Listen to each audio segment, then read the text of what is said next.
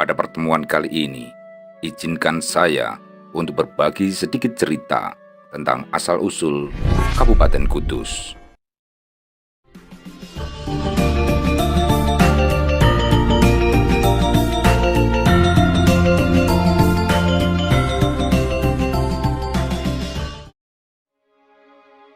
Kota Kudus adalah salah satu kota kecil di Jawa Tengah dengan luas 42.516 hektar dan terbagi menjadi beberapa kecamatan dan 131 desa.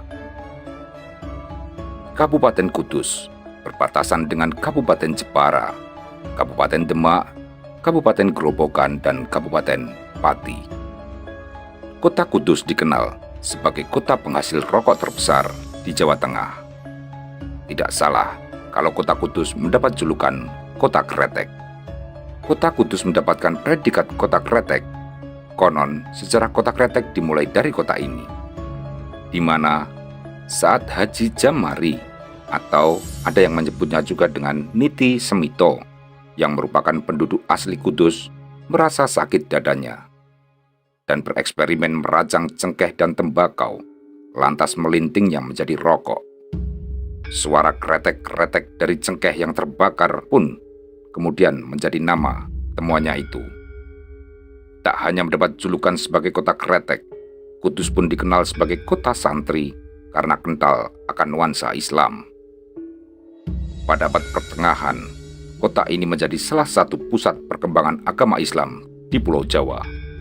Faktanya, makam dan peninggalan Wali Songo, yakni Sunan Kudus dan Sunan Muria, berada di kota ini, sehingga menjadikan Kudus sebagai salah satu kota tujuan wisata religi. Kudus awalnya adalah nama daerah di tepi Sungai Gelis dan salah satu wilayah di Pulau Muria. Dahulu, daerah Kudus ini bernama Tajuk. Disebut Tajuk karena daerah tersebut terdapat banyak tajuk. Tajuk merupakan bentuk atap arsitektur tradisional yang sangat kuno, dipakai untuk tujuan keramat. Tajuk dahulunya dijadikan tempat bersembayang warga Hindu di daerah tersebut. Dengan demikian, Tajuk dulunya sudah memiliki sifat kekeramatan tertentu. Sunan Kudus mendekati warga Tajuk dengan membuat struktur atas Menara Kudus yang berbentuk tajuk. Mayoritas warga Tajuk dahulu, mereka hidup dari bertani, membuat batu bata, menangkap ikan, dan berdagang.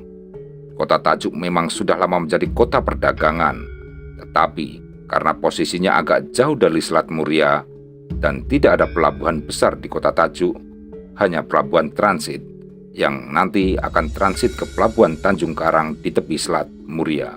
Pada saat itu, Selat Muria masih dalam dan lebar sebagai jalan pintas perdagangan. Pelabuhan Tanjung Karang adalah pelabuhan transit penghubung ke pelabuhan Demak, Jepara, dan Juwana. Komoditas utama ekspor pelabuhan Tanjung Karang adalah kayu yang berasal dari Muria, yang digunakan sebagai salah satu material pembangunan Masjid Agung Demak. Pedagang dari Timur Tengah, Tiongkok, dan pedagang antar pulau dari sejumlah daerah yang ada di Nusantara, mereka rata-rata berdagang kain, barang pecah belah, dan hasil pertanian di Tajuk, tepatnya di pelabuhan Tanjung Karang. Warga Tajuk juga terinspirasi dari filosofi hidup Sunan Kudus, yaitu Gus Jigang. Gus yang berarti bagus, Ji yang berarti mengaji, dan Gang yang berarti berdagang. Melalui filosofi itu, Sunan Kudus menuntun masyarakat menjadi orang yang berkepribadian bagus, tekun mengaji, dan mau berdagang. Dari pembauran lewat sarana perdagangan dan semangat Gus Jigang itulah, masyarakat Kudus mengenal dan mampu membaca peluang usaha. Dua di antaranya adalah usaha batik dan jenang. Kini, Selat Muria sudah hilang ditelan sedimentasi. Begitupun dengan pelabuhan Tanjung Karang, hilang dan hancur ditelan sedimentasi. Sejarah kota Kudus sendiri tak lepas dari peran Sunan Kudus. Karena keahlian dan ilmunya, maka Sunan Kudus diberi tugas memimpin para jemaah haji, sehingga beliau mendapat gelar Amir Haji, yang berarti orang yang mengurusi urusan para jemaah haji. Beliau juga pernah menetap di Baitul Maqdis untuk belajar agama Islam.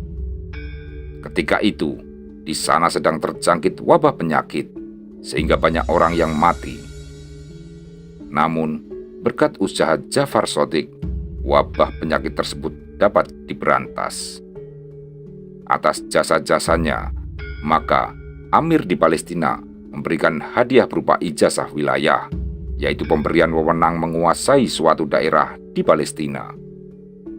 Pemberian wewenang tersebut tertulis pada batu yang ditulis dengan huruf Arab kuno dan sekarang masih utuh terdapat di atas mihrab Masjid Menara Kudus. Sunan Kudus memohon kepada Amir Palestina yang sekaligus sebagai gurunya untuk memindahkan wewenang tersebut ke Pulau Jawa. Permohonan tersebut dapat disetujui dan Ja'far Shadiq pulang ke Jawa. Setelah pulang, Ja'far Shadiq mendirikan masjid di daerah Kudus pada tahun 1956 Hijriah atau 1548 Masehi. Semula, masjid itu diberi nama Al-Manar atau Masjid Al-Aqsa, meniru nama masjid di Yerusalem yang bernama Masjidil Aqsa. Kota Yerusalem juga disebut Baitul Maqdis atau Al-Quds. Dari kata Al-Quds tersebut, kemudian lahirlah nama Kudus, yang kemudian digunakan untuk nama kota Kudus sekarang. Masjid buatan Sunan Kudus tersebut dikenal dengan Masjid Menara Kauman, Kulon. Sejak Sunan Kudus bertempat tinggal di daerah itu, jumlah kaum muslimin makin bertambah, sehingga daerah di sekitar masjid diberi nama Kauman, yang berarti tempat tinggal kaum beriman atau muslimin. Demikian cerita singkat tentang sejarah asal-usul Kota Kudus atau Kabupaten Kudus. Semoga dapat menambah khasanah pengetahuan kita tentang sejarah dan budaya yang ada di bumi Nusantara. Terima kasih. Wassalamualaikum warahmatullahi wabarakatuh. Sugeng Rahayu.